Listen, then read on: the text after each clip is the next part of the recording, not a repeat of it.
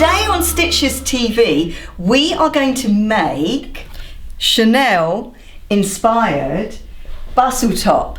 What you need for today's Chanel inspired bustle top is, I've got a lightweight jumper, which could be a short sleeve or long sleeve t-shirt. And then I've got another t-shirt, which I'm going to use just for the material in the same colour. And I've got 2 chiffon scarves, because then I don't have to do the hems, they're already done. Try on your top. Now I've got my assistant today, Dolores. Thank you, Dolores. You've got to decide how long you want it to be, because there's no way I want it that long, but maybe you do want it that long. So wherever you want it to go to finish, just do it a little bit longer, because you're going to hem it, so allow a little bit for a hem. So I think that that's about right. So then when you've got it to where you want it to be, it's much easier, I think, to cut it off the dummy, or you take it off. So I'm going to take it off the dummy to cut it. Now I've got some lovely lines to help me cut in a straight line, so I'm going to follow my lines. So I just cut off the bit that I don't need. Get that piece and keep it, because there are 100 things you can do with this, but I'm not going to tell you now, so we'll just put it to one side. And then you need to cut the 2 arches up the side. It's a good idea to try it on, because very often I go too high with my arches. Look, that's nearly up in my armpit, but it does look a bit edgy like that. But it's better to try it on just to be sure. But I think I'm going to be quite safe if I just do my arch like that there. Oh, forgot something. We've got to find the middle. We always want the middle on all our projects. So I'm going to put a little notch in the middle. So I'm going to fold over my jumper to find where the middle is. So I've got my middle now. So I'm going to be equidistant on either side when I do my arches.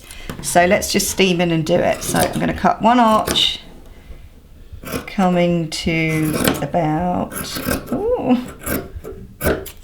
there. And then I'm going to use that to mirror onto the other side so that they're symmetrical, because, it's much more professional when your work is symmetrical. That's what we've got. I know it looks like a swim costume, but it's not. So now we've got to move on to our t-shirt, which we're using just for the fabric. Now, this part will hopefully fit around the bend, and we're going to cut 2 rectangles. You see these bits here? So they're 2 rectangles, and you basically fit it into the arch. So decide how long you want these bits to be at the side. Now remember, they'll hang down longer at the front and then they'll come up short at the sides. Now let's see how long my ones are. My ones are about 19, and then plus a centimetre for seam allowance, we'll call it 20. Nice round number. So I just mark out 20 on the t-shirt, and I just cut a rectangle out. Now I'm going to cut them into two bits. Look, we end up with 2 rectangles with a seam in the middle. Now what happens is, these basically just fill this gap. Now it's that old trick of, if you put a rectangle into a curve, it will always try and flute out like that, and it's really easy to do. Now to give it that real Chanel Louis XIV bustle look, we're going to layer up, come and have a look, we're going to layer up some gathered bits of chiffon scarf. So we need to cut a few strips, lay them on. You can have these going in all sorts of directions and all different colours, but I'm doing it in this off-white, and I'm just gathering it enough to fit into the width. It's great diffuser, isn't it? Look at that. So you get your scarf and lay it on the table. Now the reason, remember, we're using this scarf is because we're trying to save time by using its carefully finished hem, because that would take ages to do. So I've got to work out how much I need, how wide I need it to be. I want to show a little bit of the jersey, and then I want 2 layers of chiffon. So I think that's about right. So I'm just going to cut along the scarf. Whoops, but because it's going to be gathered, we need more than the width of the jersey. It will all make sense in a minute. The first thing that we're going to do, mini JL sewing machine, we're just going to gather these 2 layers, which are together, of the chiffon scarf. Now do you remember how to gather? Biggest stitch on your sewing machine, which on my mini JL is D. and no backwards and forwards, and you just sew.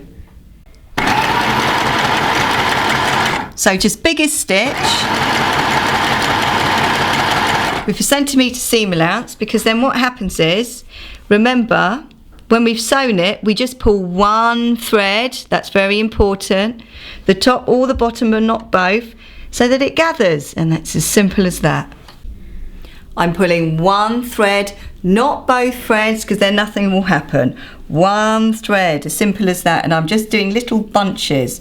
I'm bunching it up together in little groups so you get a nice look. What I would say is, leave it a little bit longer, because I do intend upon stretching this jersey underneath when I put it in my shape. Now I'm going to attach this gathered chiffon onto the jersey, and I'm going to use a zigzag stitch F on my mini JL to do it. So I'm going to do a zigzag, and I'm going to try and make it land on, roughly, on my gathered stitch line. Now as I go along, I am stretching the jersey underneath just a little bit. As you come to the end, just check that it's fitting properly, and if it's too big you can squash it up a little bit, and if it's too small you can loosen the slack on the gathering. You should end up with something like that, which is really pretty. Now get your other piece and just do exactly the same thing on the other side. I've got two of them now. Now you can press them so that they lay flat, but I'm going to leave them like that for now. The next thing that we need to do is we need to think about finishing off the hem bit on the front of the jumper. So can you see I've got like a contrast hem there. Now the way I'm going to do it on this jumper is I'm going to use a little bit of the sleeve, because it's got this nice finished off edge. So I'll cut a little bit off both sleeves, enough to do a hem. So I'm just going to cut a bit like that, and then see if it's the right size. So if you put it against the hem, and it's more or less the right size. So I'm going to need two of those. While we're here, we may as well also cut two strips, which are going to be the little ribbing bits that accentuate our arch. So I'm going to cut it about, let's see, I'm going to cut it about 3 centimetres wide, going right across. So I'll end up with 2 strips of ribbing. When we do the hem, I want to keep this little nice edging bit there, so I'm going to sew very close to it, but so I still end up with it. So I'm going to put that right sides together with my hem, and then I'll sew very close to there, and when I turn it around it will look like that. This is done on a straight stitch because there's no stretching going on. So that's D on the mini JL. Put my threads under properly and just sew very, very close to that edge there. So trim off the excess. Now if you trim it pretty close it looks neater when you zigzag. And then I'm just going to zigzag that. So on the mini JL it's F. You end up with something like that. And when you press it, it looks really good.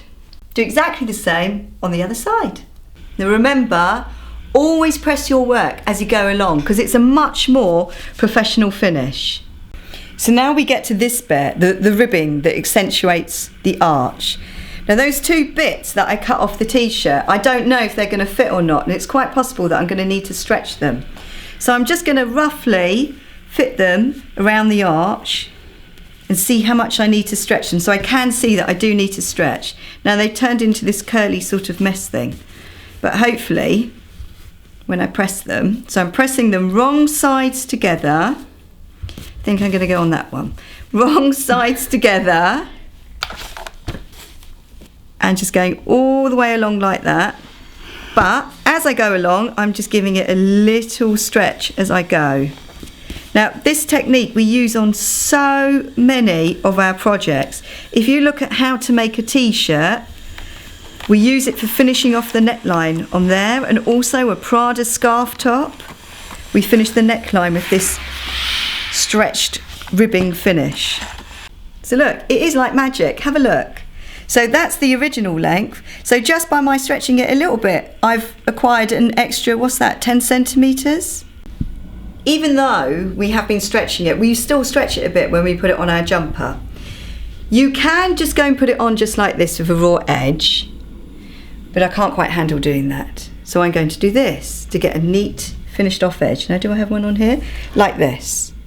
So basically you bag it out. So I'm going to put it right sides together, and I'm just going to stitch just along there and then turn it the right way round so I don't have a raw edge there. So look, I've just sewn the edge just a little bit like that. So then when I turn it the right way round, rather than having the raw edge, we've just got a nice finished off edge there. We're going to apply the ribbing now around the arch. You put the fabric right sides together, make sure it starts in the hem, and then using a zigzag stitch, we're going to start attaching it to our arch. Now there is something I forgot to tell you, but I can do it now. I'm always doing that, aren't I? We need to find the middle of our ribbing so that when we get to the notch on the ribbing that shows the middle, we can make sure it matches up with the side seam on the arch.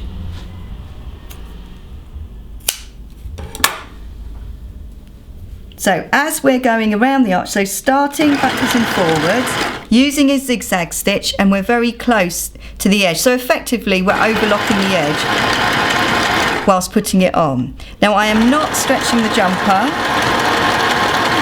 but I am stretching the ribbing. The only reason that this is going on at the edge is doing the zigzag on the edge is because when we apply our bustle bit, then that will be a proper seam. So this is what we've got. So now I'm just going to press it because I did do a bit of stretching there.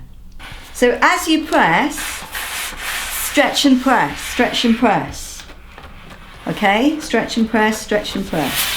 And then you'll end up with what I actually think also looks brilliant. Time to add the bustle to our top. So we've put the ribbing on, accentuating the arch. So what we have to do is we turn it wrong side round, get our bustle, put it right sides with the ribbing, and grab everything all together, making sure it's all tucked in, and then just stitch it on. Just one more time because Esther's confused. The jumper is the right side. I've got the ribbing there, which is already sewn on. This is the right side of my frill, and we're creating a ribbing sandwich. Look, one ribbing sandwich, right sides together. Straight stitch now, so I'm going to turn to D on the mini JL. There we go, we're on D, backwards and forwards now. And I want you to sew just to the left of the zigzag on your gathered line there, because we don't want to see that. Now as you go around, make sure that your notches match up. So this is going to be my notch where I kept that little seam, and I need it to match up with the middle of the bustle. Look, what do you think about that? But you really have to press it because otherwise it doesn't lay down flat. And do you know what? Give you a little secret.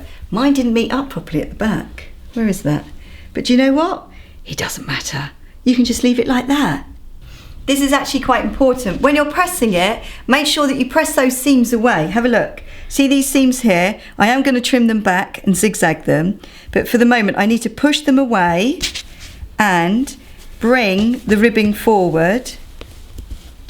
See, pressing is just so important, and then press it all into position. So look, it was very important to press it with the ribbing going this way, but with your seam going that way. But now we're going to trim that back and zigzag it so it has a good finish on it. I've pressed it and I've finished off the edges, and I'm really excited about it because it does look really Chanel Resort Summer Spring 2013. Should we get Dolores to try it on? Look, I don't know what to say, it's just so amazing. Wow. Look at that. Now this is a much more wearable version, no offence Karl Lagerfeld, than that, isn't it? So shorts or top with side bustles. Do you know what? I'm really jealous of Dolores's top Come on, Dolores, let's swap tops. Thanks, Dolores. Wow, I love this one. You keep that one. I'm going to keep this one. Thanks a lot for watching. And do you know what? Can you keep commenting? I love your comments. Bye.